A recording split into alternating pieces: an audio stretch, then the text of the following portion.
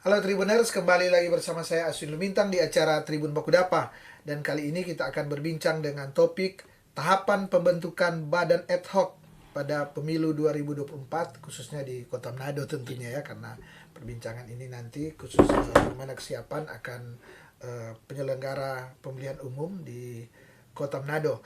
Dan kali ini kita sudah menghadirkan akan salah satu komisioner KPU Kota Manado, yaitu Bung Ismail Harun. Tapi seperti biasa, Tribuners, tentu saya akan berikan kesempatan kepada Bung Ismail untuk memperkenalkan diri sebelum saya akan ajak untuk bincang-bincang. Silakan. Hai Tribuners, saya Ismail Harun, anggota KPU Kota Manado, khususnya yang membinangi divisi sosialisasi, pendidikan pemilih, partisipasi masyarakat, dan sumber daya manusia. Dan Tribuners, tentu untuk menyingkat waktu saya akan langsung mengajak Bung Ismail ya, kita untuk langsung bincang-bincang. Bung, ini tentu terkait dengan tahapan pemilu ini ya. Pemilu tinggal berapa bulan lagi ya, walaupun 2023 karena nanti tahapannya pemilu 2024 Februari 14 Februari. Sehingga ini kan tahapan-tahapan pembentukan di tingkat KPU kan sudah dimulai, dan salah satu yang sedang diupayakan atau saat ini sedang berjalan adalah pembentukan panitia pemilihan kecamatan ya. Dan ini disebut ad hoc. Ini yang disebut ad hoc ya. Boleh Bung Ismail untuk menginformasikan ke Tribuners kira-kira PPK ini kenapa dia disebut badan ad hoc, kemudian bagaimana syarat-syaratnya nanti. Silakan. Ya, terkait dengan istilah badan ad hoc ini diambil dari bahasa Latin, ya artinya dibentuk atau dimaksudkan. Nah, untuk badan ad hoc di KPU itu ada panitia pemilihan kecamatan dan anggota sekretariat pemilihan kecamatan, itu yang bertugas atau menjalankan tahapan di tingkatan kecamatan. Nah, sementara untuk tingkatan kelurahan ada namanya panitia pemungutan suara atau PPS. Itu di tingkat kelurahan. Nah, untuk di tingkat PPS ini juga dibantu oleh staf sekretariat dalam mengurus administrasinya. Nah, pada tingkatan TPS itu ada namanya kelompok penyelenggara pemungutan suara atau biasa kita kenal dengan KPPS. Ya. Demikian. Ya. Ini mungkin para Tribuners ingin mengetahui lebih detail terkait dengan, kan sekarang ada KPU Kota, ada KPU pusat, ada KPU provinsi, ini ada KPU Bung Ismail dan teman-teman KPU Kabupaten Kota atau KPU ke Kota Manado. Dan saat ini sedang dibentuk yang namanya tadi badan ad hoc, yaitu panitia pemilihan kecamatan. Bagaimana mungkin ini kan mungkin ada yang daftar lagi ya Bung, ya, daftar. Jadi mungkin boleh dijelaskan bagaimana syarat-syarat untuk menjadi seorang PPK di sekarang Manado berapa? 11 kecamatan. 11 kecamatan. Ya. Gimana? Jadi untuk persyaratan sebagai calon anggota PPK itu yang pertama harus warga negara Indonesia tentunya. Ya. Nah, warga negara Indonesia ini dokumen pembuktiannya adalah KTP elektronik. Nah, terus yang kedua harus yang minimal usianya 17 tahun. 17 tahun ya. Ya, 17 tahun atau lebih. Nah, untuk PPK sendiri dia tidak ada batas maksimal, tapi hanya ada batas minimal. Minimal 17 ya, minimalnya tahun. 17 tahun. Nah, kalau nantinya untuk pembentukan KPPS nanti itu batasannya adalah 55 tahun. Batas maksimalnya 50 tahun, minimalnya tetap 17 tahun. Minimal 17 untuk KPPS, ya. Kelompok. Tapi kalau rupa untuk PPK dia minimal 17 tahun, tapi tidak ada batas ini ya, maksimalnya. Nah. Tahapan pembentukan KPK ini di Kota Manado sudah mulai sejak kapan dan akan berakhir kapan? Ya, untuk pembentukan PPK sendiri kita sudah mulai mengumumkan pada kemarin tanggal 20 sampai dengan tanggal 24. Itu proses pengumuman pendaftarannya. Nah, sementara 20 sampai 24. Sangat itu singkat juga ya. Pengumumannya. Pengumumannya. Ya. Tapi untuk pendaftaran sendiri terhitung mulai tanggal 20 sampai dengan tanggal 29 November. Pengumumannya lewat mana? Kalau pengumumannya kita itu lewat website KPU dan seluruh medsos KPU Kota Manado. Kota Manado ya. Kemudian tadi boleh dijelaskan terkait dengan kan setelah pengumuman tentu ada yang daftar. Nanti mereka daftar kapan tenggang waktunya, kemudian apa-apa saja yang administrasi yang harus mereka bawa dalam mendaftar. Ya, seperti yang tadi saya sudah jelaskan terkait dengan persyaratan kan. Yang pertama terkait dengan warga negara Indonesia, tentunya dokumennya itu adalah fotokopi KTP elektronik. Nah, terus yang kedua terkait dengan berusia paling rendah 17 tahun. Nah, dokumen pembuktiannya juga lewat KTP elektronik. KTP elektronik. Nah, terus yang ketiga, persyaratan terkait dengan setia kepada Pancasila, Undang-Undang Dasar 1945, cita-cita proklamasi dan lain sebagainya. Nah, itu yang bersangkutan harus menandatangani surat pernyataan yang ditandatangani di atas materai 10.000. Nah, terus yang berikut, persyaratan terkait dengan mempunyai integritas pribadi yang kuat, jujur dan adil. Nah, terkait dengan ini, itu pun sama, dokumennya adalah menandatangani surat pernyataan. Tetapi terkait dengan mempunyai integritas pribadi yang kuat, yang bersangkutan juga tidak boleh terikat perkawinan atau hubungan suami istri dengan sesama penyelenggara pemilu. Oh, Ya. jadi artinya yang daftar itu nggak bisa suami istri ya? Iya, tidak bisa suami istri. Nah, kalau Atau pacaran misalnya, mungkin boleh. kalau saya kan, istri saya tidak bisa lagi mendaftar sebagai PPK. Oh, Ya, iya. jadi kan penyelenggara pemilu itu kan termasuk DKPP, KPU dan Bawaslu sampai dengan turunan. Jadi istri dari KPU Kota Manado, provinsi atau nggak bisa lagi. Tidak bisa untuk- lagi mendaftar. Ya. Jangankan istri. Kemarin kan teman-teman Bawaslu juga sudah membentuk yang namanya panitia pengawas kecamatan. Istri atau suami yang sudah terdaftar di Panwascam juga tidak bisa mendaftar sebagai anggota PPK juga. Nah, itu dibatasi. Jadi ini untuk menghindari ini ya, menghindari Konflik kepentingan konflik lah, iya. kepentingan, lah, konflik kepentingan sehingga memang itu memang syarat baku juga ya, Iya, sudah dituliskan memang salah satu syarat ya. Ya, di pedoman teknis juga sudah dituliskan. Ya. Dan katanya juga tidak bisa harus netral ya, tidak Harus masuk netral. di parpol ya, atau gimana? Ya, terkait dengan salah satu persyaratan untuk menjadi anggota PPK, yang bersangkutan tidak menjadi anggota partai politik atau sekurang-kurangnya 5 tahun terakhir itu tidak terlibat atau tidak menjadi anggota partai politik. Tidak tercatat sebagai Tidak tercatat anggota partai politik ya. Kalau yang bersangkutan jadi terkait dengan dokumen persyaratan ini, yang bersangkutan cukup untuk menandatangani surat pernyataan. Tetapi kalau yang bersangkutan pernah menjadi anggota partai politik dan 5 tahun terakhir sudah tidak lagi sebagai anggota partai politik, maka dokumen yang dibutuhkan adalah surat pernyataan dari partai politik yang bersangkutan bahwa yang menerangkan bahwa yang bersangkutan benar sudah tidak lagi menjadi pengurus partai atau anggota partai selama 5 tahun terakhir. Nah, terus aturan tambahan juga terkait dengan untuk menjaga netralitas penyelenggara pemilu atau dalam hal ini PPK, kami juga mengantisipasi jangan sampai terkait dengan aturan untuk tidak pernah menjadi anggota partai politik ini, jangan sampai juga yang bersangkutan pernah menjadi saksi partai, terus tim sukses atau tim kampanye di 5 tahun terakhir juga. Kalau yang bersangkutan masuk dalam kategori itu pernah menjadi saksi partai di pemilu 2019, itu pun tidak bisa kami Tidak terima. bisa. Ya, tidak bisa. Atau pernah menjadi tim kampanye atau tim sukses pada Jadi itu nanti akan diketahui apabila ada orang yang mengadu ya. Iya. Ada ini kan mungkin misalnya bisa aja ada yang lolos kan. Iya. Ada yang lolos kemudian ada orang lain, oh ini orang partai dulu, ada itu langsung gugur Iya. itu ya. Proses tanggapan itu namanya kalau di timeline pembentukannya tanggapan masyarakat. Oh Itu, ada tenggangnya waktunya itu ya. tanggapan masyarakat itu kita buka dari tanggal 2 Desember sampai dengan tanggal 10. Jadi tanggapan masyarakat itu dibuka setelah pengumuman proses seleksi administrasi. Proses seleksi administrasi dimulai dari tanggal Dari tanggal 21, 21 hari ini sampai dengan tanggal 1. tanggal 1 itu Iya. administrasi. Administrasi. Ya. Artinya proses mendaftar kemudian diperiksa administrasinya apabila memenuhi syarat ya. Memenuhi syarat. Setelah itu apa? Faktual. Kalau memenuhi syarat, yang bersangkutan lanjut ke proses seleksi tertulis. Seleksi tertulis Harus ya. ada seleksi tertulis Jadi seleksi berkas dulu ya. Istilahnya Iya, orang bilang, oh ini lolos seleksi berkas, seleksi administrasi. Itu bisa berapa banyak?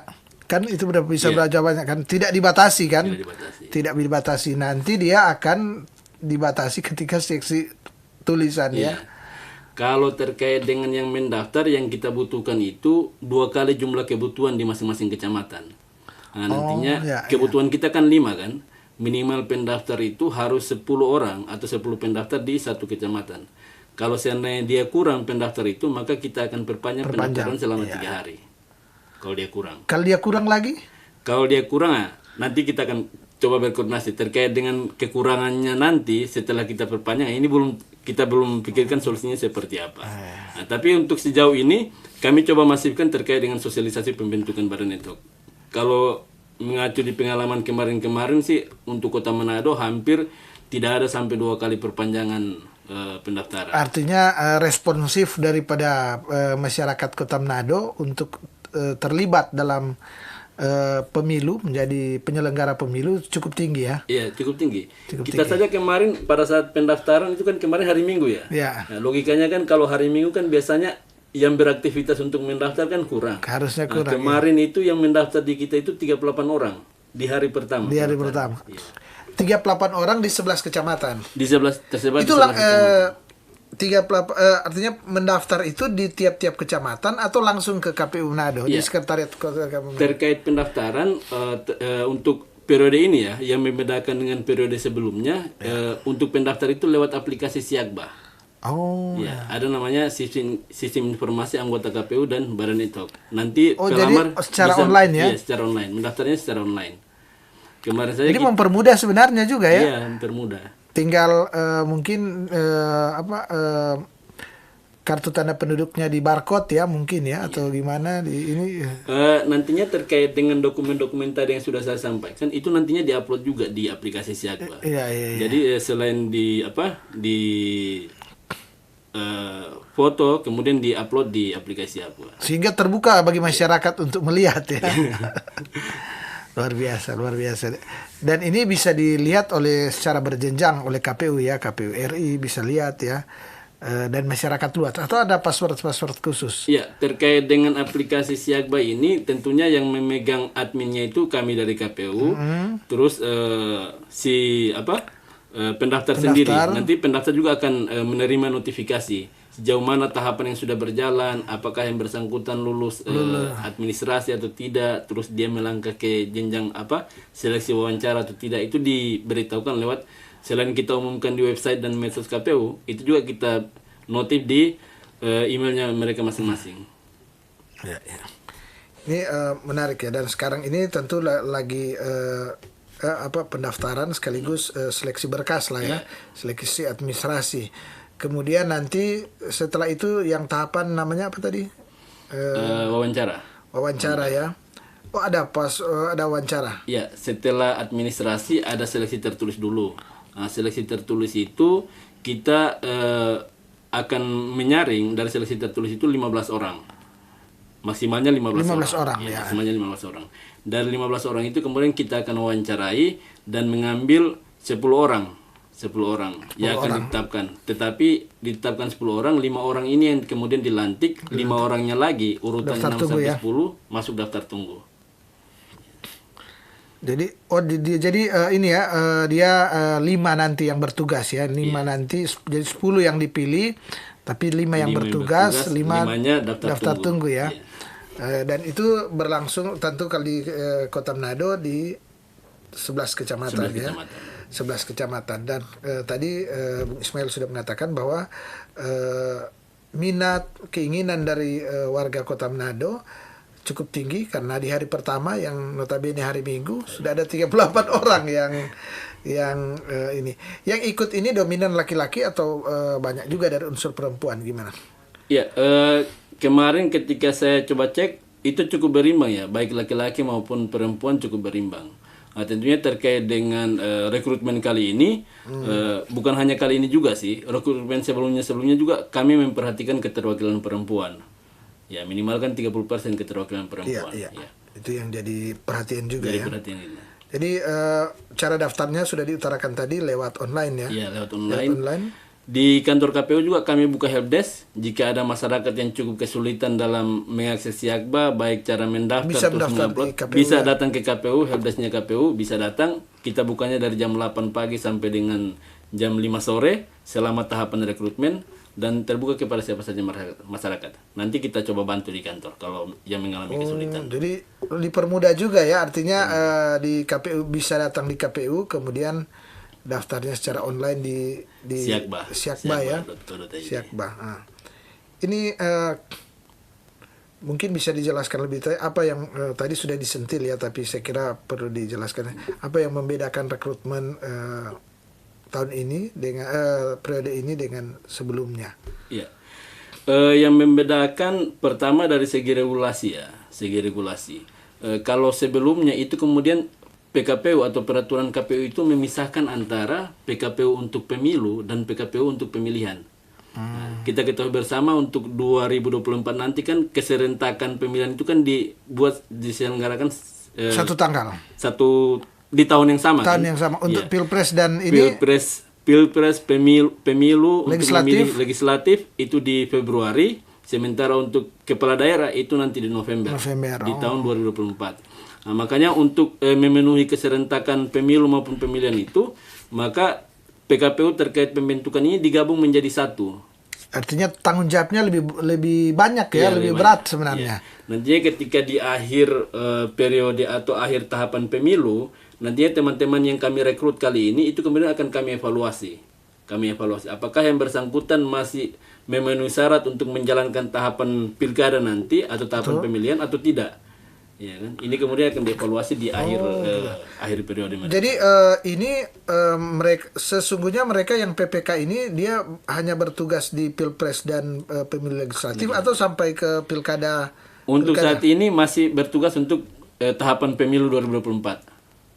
Untuk saat ini. Ya, kan pemilu nasional kan yang pemilu presiden, pemilu legislatif baik DPR RI, DPR provinsi maupun DPD provinsi dan DPD kabupaten kota. Itu kan yang disebut pemilu nasional ya. Ya. Pemilu nasional. Pilkada kan tidak semua daerah kan ya. Tapi untuk 2024 seluruh serentak Seluruh satu Indonesia. ya, seluruh Indonesia. Dan ini kan PPK ini kan disebut lembaga ad hoc, artinya terbatas juga kan pada suatu kurun waktu tertentu. Saya ingin tanya, apakah dia menjangkau sampai pilkada yang diadakan November atau hanya pemilu sampai Februari? Ya. Sesuai regulasi untuk PPK ini kita akan lantik di tanggal 4 Januari nanti, 4 Januari 2023. Masa jabatannya itu selambat-lambatnya 2 bulan setelah pemungutan suara. Atau di bulan April masa jabatannya selesai. Selesai ya. Di bulan April itu kita masih mencoba ya mencerna nantinya di akhir tahapan itu mereka yang kami rekrut ini akan kami evaluasi dulu. Kalau kinerjanya baik dan masih memenuhi persyaratan selaku penyelenggara pemilu, maka bisa saja mereka diperpanjang. Atau bisa saja kami rekrut yang baru lagi. Itu diperbolehkan ya secara regulasi diperbolehkan ya. Ya. Ini menarik ya bahwa PPK ini yang merupakan ujung tombak juga ya. Ini kan di level menengah ya untuk di kota ya, level karena dia antara KPPS dan KPU dia yang ini kan, yang ini sehingga memang dibutuhkan orang-orang yang qualified, yang sumber dayanya baik ya. Tentu dikatakan tadi bahwa selain rekrutmen sudah dikatakan bahwa perbedaan yang mendasarnya adalah salah satunya yang kemarin berbeda antara yang menangani pemilu legislatif dan DPD dengan pilpres. Kalau sekarang kan sama kan? Sekarang sama. Nah, itu gimana terkait dengan honor ya kan, dengan melihat beban kerja yang cukup berat juga, gimana sih? Ya. Honornya. Untuk honor memang kemarin sesuai dengan aturan kemarin itu honor ketua PPK itu ada kenaikan. Kalau sebelumnya kalau saya tidak salah ya, itu honor untuk ketua PPK itu 2.200.000, sekarang naik jadi 2.500.000. Ada kenaikan 300 ada kenaikan ya. 300. Nah, sementara untuk anggota itu jadi 2.200.000 untuk anggota. Nah, Dari sebelumnya? Dari sebelumnya saya kurang tahu, kalau untuk anggota sebelumnya sekitaran 19 atau 18. Jadi ada kenaikan juga ya. Ada kenaikan juga. Ya. Anggota. Terus untuk sekretariat juga ada kenaikan. Dari sebelumnya dari sebelumnya 1,5 sekarang jadi 1.850.000 untuk sekretaris PPK ya. Ya. Ini tapi kalau dibandingkan dengan UMP Sulut ternyata di bawah ya. Di Iya. bawah.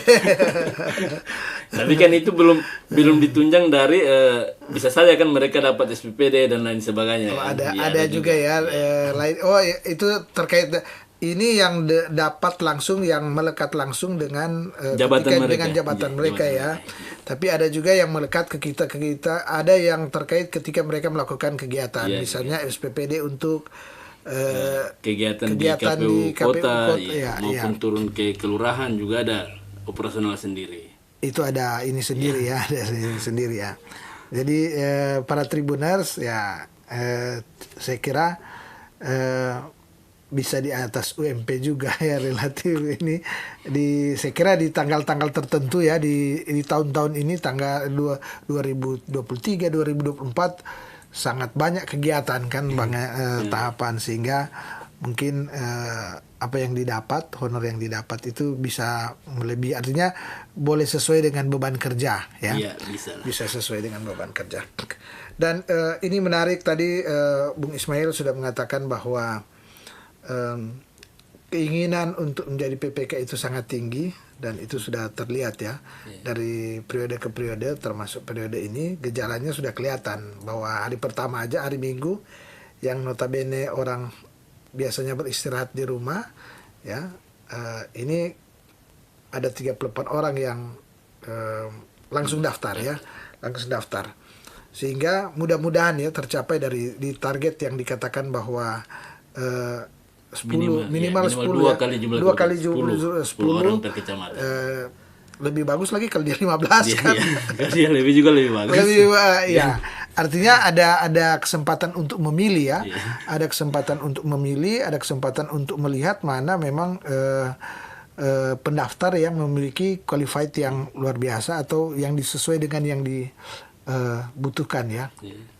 Bung Ismail, apa kendala-kendala di beberapa tahapan saat ini ya? Mungkin boleh diinformasikan juga ke masyarakat, terutama apalagi kendala-kendala yang terkait dengan berhubungan dengan masyarakat. Iya. Saya coba tambahkan ya tadi Ya. terkait saya coba jelaskan yang membedakan antara pembentukan kali ini dengan yang sebelumnya. Pertama, kita cukup dimudahkan sebenarnya. Cukup dimudahkan dengan aplikasi Siakba. Ya kan? Karena kemarin saja biasanya kan orang datang mendaftar itu harus ke kantor KPU dulu kan. Tapi kali ini dia cukup di rumah upload dokumen yang dibutuhkan, mendaftar lewat online dan sebagainya. Makanya kemarin meskipun hari Minggu yang mendaftar juga cukup signifikan. Ya kan? Karena ya dia dari rumah aja Dari kan. rumah aja kan. Dari rumah Iya aja. kan? Kecuali memang dia ada kendala, Dia ada kendala, dia datang ke kantor. dia datang ke kantor ya. Jadi kemudahan sampai sejauh ini kami menjalankan tahapan itu hampir tidak ada kendala sama sekali ya terkait dengan penggunaan aplikasi Siakba ini. Cuma memang yang harus kami antisipasi misalnya kita ketahui bersama keterbatasan yang kami miliki juga kan terkait dengan apakah yang bersangkutan berintegritas atau tidak ya kan, apakah yang bersangkutan anggota partai politik atau tidak. Makanya kami butuhkan respon dari seluruh masyarakat atau warga Kota Manado, bisa menginformasikan kepada kami KPU kira-kira orang yang mendaftar nanti ketika kami sudah umumkan yang lulus seleksi administrasi, kira-kira di antara nama-nama ini ada tidak orang-orang yang kemudian luput dari pandangan baik KPU maupun pandangan dari teman-teman pengawas misalnya. Nah, itu bisa dimasukkan tanggapannya kepada kami KPU. Nanti kami akan lakukan klarifikasi di proses wawancara nanti. Apakah tanggapan Itu ditanya langsung ya ke pendaftar. Iya, Ini ada tanggapan sekian. Iya, tapi informasi apa yang memberikan tanggapan itu kemudian kami rahasiakan. Itu menjadi tanggung jawab kami untuk kami rahasiakan. Oh, iya. Cuma memang menjadi kewajiban kami untuk mengklarifikasi kepada yang Artinya misalnya saya yang mendaftar bisik Pak Ismail ini gini dong, ini ada ini dirahasiakan ya. Dirahasiakan. Iya. Tapi makanya dokumen pendaftar ini juga harus disampaikan selain tanggapannya juga fotokopi KTP. Karena khawatirnya kami kayak kemarin kan di tahapan pilkada juga demikian. Ketika kami digugat dan lain sebagainya, kami sempat digugat di ombudsman kemarin. Nah, dokumen dari tanggapan masyarakat ini kemudian mampu kami hadirkan. Makanya kemudian kami kemarin cukup aman-aman saja ketika digugat dan sebagainya. Karena memang dokumen itu kami perlukan. Ya. Tribuners, ini saya kira sangat menarik dan ini mengedukasi ya, sangat mengedukasi karena tadi sudah dijelaskan bagaimana sebenarnya keterkaitan dengan masyarakat. Jadi masyarakat ini bisa menginformasikan, ya mengadu lah. Tapi yang mengadu atau menginformasikan ini kurang-kurangnya dari pemilih juga dijamin, yang mendaftar ini juga dijamin akan kerahasiaannya. Artinya tidak akan diketahui siapa. Dan yang akan dilakukan oleh KPU, komisioner KPU adalah mengklarifikasi, ya namanya kan mengklarifikasi, artinya KPU juga tidak serta-merta misalnya pada tribuners lapor kan kaki-kaki ada yang bisa aja ada yang ini ya kan, like ada dislike, yang like dislike tuh. Ada saya kebetulan ada sesuatu dengan ini, orang bilang baku marah atau tidak senang, langsung lapor aja, sehingga kan harus diklarifikasi juga. dulu, Jadi ya. tenang juga bagi yang mendaftar. Kalau ada yang melaporkan misalnya, tidak serta-merta Bung Ismail dan kawan lain langsung eksekusi, langsung ini kan, dicek dulu Dicek apa dulu, benar kemudian. ini Ya. begini Yang ya. pasti kan dokumen-dokumen itu kan butuh kan, misalnya ketika dilaporkan misalnya yang bersangkutan adalah anggota partai politik. Nah, ada tidak dokumennya, misalnya foto yang bersangkutan atau aktivitas yang bersangkutan di partai politik itu ada atau tidak. Kalau tidak ada ya tidak mungkin juga kami langsung eksekusi kan. Iya, iya, iya. Tapi kami harus klarifikasi semuanya. Dan tentu laporan-laporan yang masuk di akal kan. Laporan-laporan tadi yang dikatakan tadi tentu yang terkait dengan pertama dia salah satunya adalah tidak terkait di partai politik. Nah, itu laporan ini.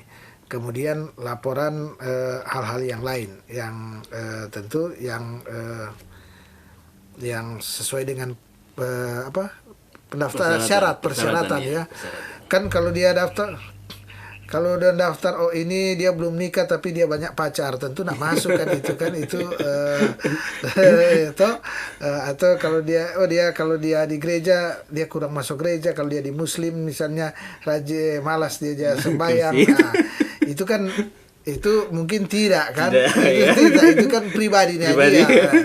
Jadi yang melapor juga orang Manado bilang tahu-tahu diri lah, toh melapor yang sesuai, melapor misalnya ya kan, melapor misalnya dia partai ini dulu, diklarifikasi lah oleh KPU kalau misalnya betul dia ini ya. Tapi kalau yang hal-hal yang lain tentu tidak. Jadi menurut saya ini laporlah yang wajar-wajar, karena saya sengaja bicarakan ini karena Bung Ismail ini di divisi sosialisasi pendidikan pemilih. Jadi orang juga harus edukasi ke pemilih kan, pemilih gimana, kemudian tentu partisipasi masyarakat. Sehingga kalau melihat ini Bung Ismail salah satu yang sangat bertanggung jawab terkait dengan pertama mengedukasi juga pemilih, juga kemudian bagaimana meningkatkan partisipasi masyarakat. Target nanti pemilih berapa persen? Iya, kalau target sih secara nasional kita belum menentukan ya, tapi secara kita di Kota Manado kami masih penasaran dengan target yang pada 2019 kemarin itu 77,5%. Luar biasa. Ya. Kalau Di kemarin saat pandemi. iya, kalau di saat pandemi sebenarnya terkait dengan partisipasi pemilih kita kan waktu pemilu 2014 itu di Kota Manado itu 68, sekian persen. Itu pada pemilu 2014 partisipasi pemilihnya. Pada 2019 kemarin kita partisipasinya itu 72%. Naik kan? Naik. Ada kenaikan 4%. Di saat pandemi. Kalau pandemi itu pada pemilihan kepala daerah. Oh, pada daerah ya. Kalau pemilihan kepala daerah belum. pada 2015 itu partisipasinya kita 52%. Antara 52 sampai dengan 58%. Kemarin, itu pada pilkada 2016 atau pilkada 2015. Nah, tapi pada kemarin pada saat pandemi itu partisipasinya kita 74%. Kenaikannya cukup signifikan. Ya. Hampir 20%. Hampir 20%. Tapi kita masih penasaran dengan 77,5%. Meskipun cukup signifikan, tapi ya itu standar yang diberikan KPU RI secara nasional itu kita masih belum mencukupi. Nah, tentunya untuk mencapai target tersebut, KPU nasional waktu itu minta berapa yang? 77,5%. 77 ya. Standarnya 77. Ada daerah-daerah yang capai banyak. Kalau di Sulut hanya Manado yang tidak capai. Oh, Kita mengalami peningkatan tapi hanya Manado yang tidak capai. tidak capai. Yang lain-lain Lain-lain capai. Bahkan kemarin ada juga yang sampai 90%. Makanya itu kalau kita di Manado masih penasaran dengan angka itu. iya Ya. dong. Ini kan Manado kan ibu kota Sulut. harusnya katanya Manado lebih rasional ya, masyarakatnya lebih rasional karena di ibu kota atau orang di Manado ini tinggal artinya dari sisi pendidikan lebih mudah lah Kang. Iya. Kan ada korelasi lah antara jumlah pemilih dengan tingkat pendidikan lah. Harusnya begitu ya. Karena memang kemarin itu kita sempat evaluasi juga, banyak juga yang lebih memilih berlibur di hari pemungutan suara ketimbang menggunakan hak pilih ya. Makanya memang terkait dengan partisipasi pemilih ini bukan hanya sekedar tanggung jawab KPU, tanggung jawab kita semua juga. Iya. Dan ini tentu harus disosialisasikan secara gencar ya, disosialisasikan secara gencar sehingga tentu masyarakat pemilih dia benar-benar menyadari bahwa kepentingannya dia untuk terlibat langsung memilih akan wakil-wakil rakyat, bahkan pemimpin negara, ya kan, yang hanya terjadi setiap 5 tahun. Dan ini saya memudahkan karena ini kan serentak satu kali. Iya, serentak. Jadi tidak lagi misalnya dan diliburkan juga. Diliburkan juga. Tadi sudah disentil ya, mungkin terakhir ini ke depan kira-kira selain ini pemilihan PPK sudah proses penunjukan KPK ini dulu langsung, gimana juga usaha-usaha untuk sosialisasi dan pendidikan atau edukasi ke pemilih, gimana? Ya, ke depan terkait dengan ini ya, sosialisasi kami sampai dengan hari ini beberapa kali kami lakukan pertemuan tatap muka ya. Kemarin kami coba menghadirkan 100 NGO di salah satu hotel di Kota Manado untuk melakukan sosialisasi terkait dengan tahapan dan tahapan pemilu 2024 dan juga pembentukan PPK ini. Nah, di bulan yang kemarin juga kami coba mengumpulkan wartawan juga untuk lakukan sosialisasi dengan hal yang sama terkait dengan ini. Harapannya kami, kenapa kami coba melibatkan hampir wartawan yang ada, itu agar supaya teman-teman wartawan juga bisa mensosialisasikan lewat media masing-masing. Lewat media sosial ya. Media sosial juga. Dan keluarganya dia juga ya. Jadi upaya-upaya terus dilakukan ya. Dan Bung Ismail tentu bincang-bincang ini masih panjang lah masih ini, tapi paling tidak kan masyarakat terutama yang ada di Kota Manado sudah mendapat informasi bahwa yang terpenting badan ad hoc PPK di Kota Manado ini sudah sementara pada tahap proses administrasi atau mendaftar ya, kemudian sekaligus seleksi berkas orang bilang kan, daftar itu sementara dilakukan, sehingga siapa yang merasa punya potensi kemudian ingin terlibat berminat silakan ya, karena lebih mudah karena sekarang lewat online ya, lewat online. Dan Bung Ismail ya, sebelum saya menutup ini boleh ada closing statement terkait dengan bincang-bincang kita atau harapan ke depan atau apa saja, silakan. Oke, terima kasih Tribuners. Saya meyakini dan percaya bahwa seluruh warga Kota Manado, khususnya yang sudah 17 tahun ke atas, itu tentunya mempunyai kemampuan yang sama. Mereka saya yakini memiliki tanggung jawab dan memiliki kemampuan yang sama. Hanya problemnya apakah teman-teman itu memenuhi syarat atau tidak, ya kan? Saya yakin terkait dengan kemampuan teman-teman memiliki, maka saya mengajak pada kesempatan kali ini, ayo sama-sama mendaftarkan diri menjadi anggota PPK khusus untuk pemilu 2024 nanti. Sementara dibuka pendaftarannya dari tanggal 20 November kemarin sampai dengan tanggal 29 November. Terima kasih. Ya. Dan Tribuners, tentu demikianlah bincang-bincang terkait dengan tahapan pembentukan badan ad hoc pada pemilu 2024 khususnya di 11 kecamatan yang ada di Kota Manado. Dan tadi juga disentil bagaimana sosialisasi terkait pemilu, bagaimana juga edukasi ke masyarakat terkait dengan pemilu di Kota Manado, dan hal-hal yang lain ya sudah kita sentil, walaupun mungkin masih banyak yang kurang, tapi paling tidak di bincang-bincang ini sudah menginformasikan banyak hal terkait dengan tahapan pemilu di Kota Manado. Dan tentunya saya Asin Lumintang dari Tribun Baku Dapa mengucapkan terima kasih kepada Bung Ismail Harun yang sudah menerima undangan kami untuk datang berbincang-bincang di studio Tribun Bakudapa. Ya, Bung Terima Ismail. kasih juga buat Tribun Ya. yang sudah membantu kami. Ya, harus saling membantu kan ini ya. Jadi Bung Ismail selaku Ketua Divisi Sosialisasi Pendidikan Pemilih, Partisipasi Masyarakat dan Sumber Daya Manusia di KPU Kota Manado. Dan tentunya saya juga mengucapkan terima kasih kepada para Tribuners yang sampai saat ini setia menyaksikan akan cara Tribun Bakudapa, dan kita akan bertemu lagi pada lain waktu dan lain kesempatan tentunya juga dengan tema perbincangan yang berbeda. Mata lokal menjangkau Indonesia.